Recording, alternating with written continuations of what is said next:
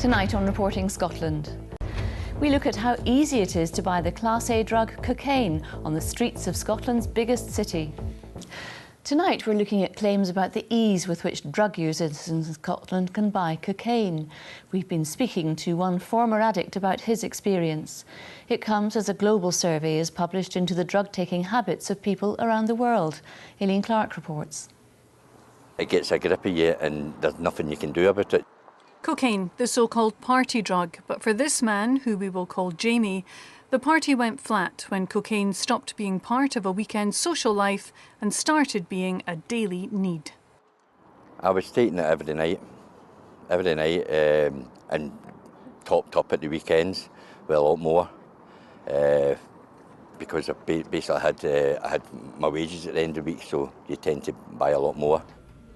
The annual report by the Global Drug Survey highlights the speed cocaine can be sourced by those who want it. More than a third of those who responded in Scotland claim they could get a delivery of it quicker than a pizza, and that's very slightly higher than the number of those reporting such delivery times in England.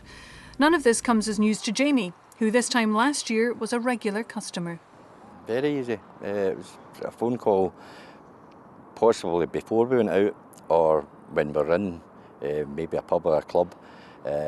We'd all put money together and phone up a certain person that would deliver right to the pub. No problem at all. You could get it within half an hour, and if you couldn't get it off of one, you would just phone another and get it just as quick. The report also suggests that when Scots take cocaine, they're taking more than a gram, while in England and elsewhere in the world, it tends to be less than a gram. Drugs workers say there are a number of explanations for that. And even different parts of Scotland will have quite fluctuating levels of purity, which means that people often compensate for this and will use more of cocaine as a result of that.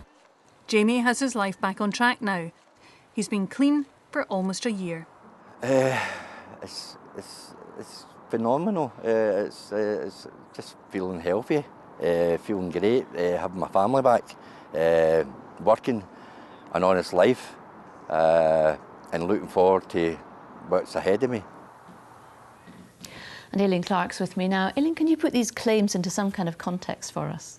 Well, Sally, it's worth bearing in mind that the Global Drug Survey is put together by taking information that comes from anonymous web surveys of recreational drug users. Now, the academics involved in pulling all that together, they themselves say that this should not be taken to determine, if you like, how common drug use is in any population. That's not actually what it's for. I mean, what they use this for is to really help develop harm reduction strategies, for example, for drug users. So apart from what users are telling them about how much cocaine they're using at a time, the survey really doesn't take us much further into how many people in Scotland, for example, are using cocaine. However, the Scottish Drugs Forum, who you heard there in my report, they're saying it's well known that Scots are, pretty high up there when it comes to the highest consumers of cocaine, often combining it with alcohol.